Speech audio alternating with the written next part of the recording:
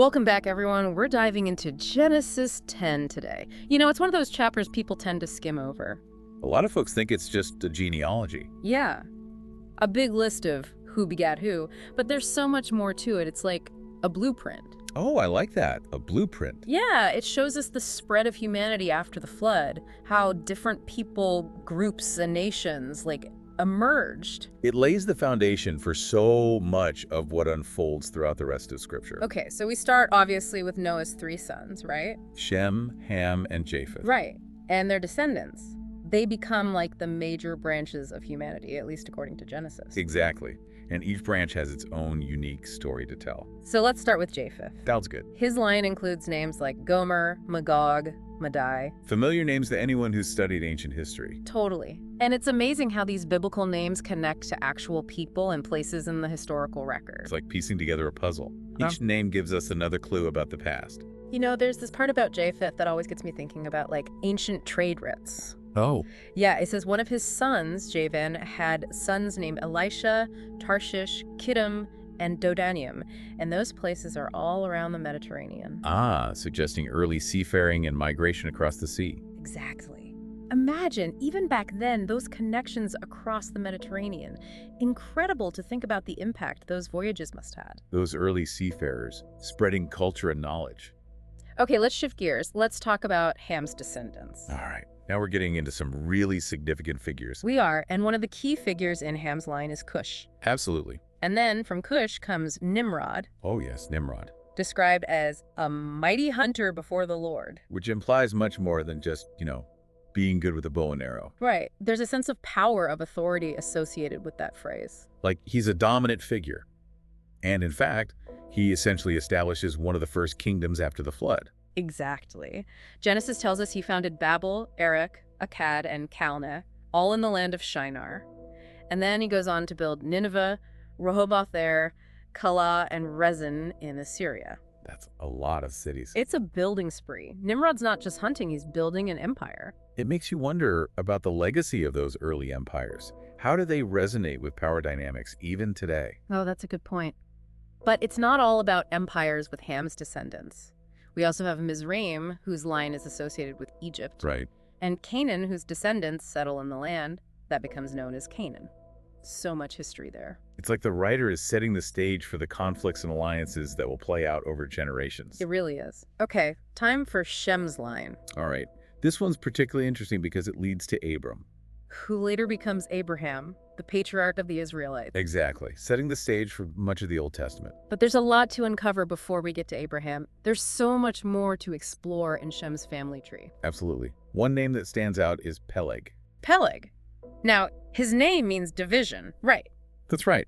And his birth coincides with a significant event, the division of the earth. Which many scholars connect to the Tower of Babel event. Precisely. So it's like the writer is hinting at a major turning point in human history. Right. And we see this play out in Genesis 11, the very next chapter. The attempt to build a tower that reaches the heavens. A symbol of human ambition and pride. But their efforts are thwarted, their languages are confused, and they scatter across the earth. So that division that happens around Peleg's birth, it's potentially linked to the confusion of languages at the Tower of Babel. It's fascinating how Genesis subtly connects these events. It really is. These lists of names, they're not just names, they're clues to understanding the bigger picture of human history. Exactly. And as we continue to explore Shem's lineage, we'll uncover even more of those connections. I can't wait. It's like we're uncovering hidden links with each name we encounter. This is far from a boring list of names. It's a glimpse into our shared human past. We're back and ready to keep going with Shem's family line. It's amazing how all these ancient names connect to real places and events, right? It's like putting together a massive historical puzzle. Totally. Each name is like a piece, giving us a glimpse into a world that's long gone. And remember, this line eventually leads to Abraham and the Israelites. That's right. But before we get there, so many more branches to explore. Absolutely. Genesis 10 lists a bunch of Shem's descendants. Elam. Oh, like the ancient kingdom of Elam in present-day Iran. That's the one. We also have Asher. Assyria, another powerful empire. You got it. Arphaxad, Lud, Aram. It really hits home how Genesis 10 is like a map of the ancient Near East, you know? It really does, showing how humanity spread and diversified after the flood. It's not just a family tree, it's a chronicle of early civilizations. Exactly. And then the text kind of zeroes in on Arphaxad's line. Oh, because that's the one that leads to Abraham, right? You got it. It's like we're narrowing our focus now, Yeah. tracing the specific lineage that ultimately shapes the history of the Israelites. So we're following that thread that leads to some of the most pivotal figures in the Bible. Precisely. And as we follow this line, we come to Arphaxad's son, Salah, Uh-huh. and then Salah's son, Eber. Eber. I feel like I've heard that name before, in connection with something. It's a pretty significant name. Think about the word Hebrew. Oh. Hero comes from Eber. Exactly. We're tracing the lineage all the way back to the origins of the Hebrew people. Wow. So these names, they're not just names, they're the foundation of a whole culture, a whole people. That's amazing. And it gets even more interesting. Eber had 2 sons, Peleg. Hold on, Peleg? Didn't we talk about him already? We did. His birth was around the time the earth was divided, right? Maybe a reference to the Tower of Babel? That's right. And now we see him here as a direct ancestor of the Hebrew people. So the story of the Tower of Babel, with the confusion of languages and the scattering of people, it's all directly linked to the ancestry of the Israelites. It certainly seems that way. It's like their origins are tied to this major moment in human history. Genesis 10 is suggesting that the scattering from Babel played a big role in shaping the future of the Israelites. Their place in the world.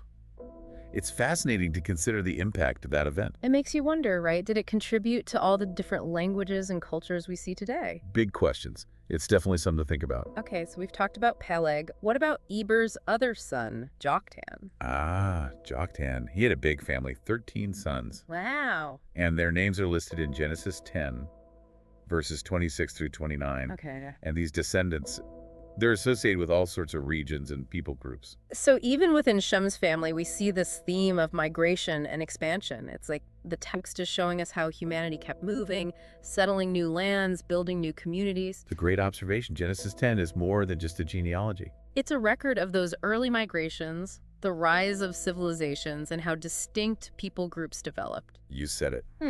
And this sets the backdrop for the story of Abraham and the Israelites. It's all coming together. This deep dive is really eye-opening. I can't wait to see what else we find as we explore Genesis 10. Wow, what a journey, right?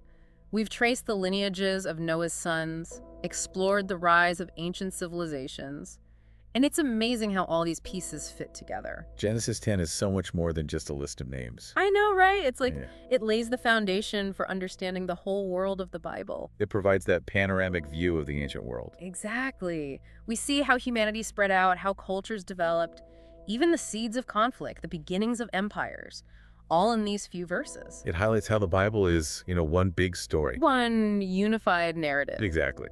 So before we wrap up, I think it's worth taking a moment to reflect on everything we've learned. What are some of the key takeaways from Genesis 10? I think one of the biggest takeaways is this emphasis on the common ancestry of all humanity. Oh yeah. Even with all the diversity, we all trace our roots back to Noah. Noah and his 3 sons. It's a powerful message. We're all connected. Unity in the face of diversity, so relevant today, don't you think? Absolutely. And then, of course, Genesis 10 sheds light on the origins of those ancient civilizations. We're not just talking about abstract names here. Right. These are real places, real people. It's like a window into a world we can only imagine.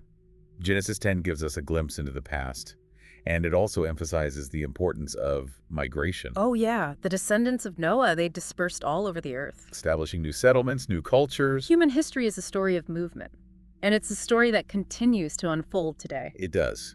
We also can't overlook the importance of genealogy. Family history. Right. Genesis 10 traces these lineages so meticulously. It emphasizes the links between generations. It makes me think about my own family, my own ancestors. How am I connected to this bigger story? Exactly. Those genealogical accounts, they're not just about the past. They have implications for us today. They encourage us to consider how our own backgrounds contribute to the human story. So we're not just observers, right? Right. We're part of this ongoing narrative. Our stories are all woven together. It challenges us to embrace our commonalities and also our differences. The diversity we see today, it's a testament to how adaptable and resilient humanity is. What an incredible journey this has been. I feel like we've uncovered so much just from this one chapter. Genesis 10 deserves a closer look, that's for sure. Hopefully this deep dive has inspired you to keep exploring the Bible. To keep learning and discovering new insights. Thanks for joining us. Until next time, keep exploring, keep questioning, and keep that spirit of discovery alive.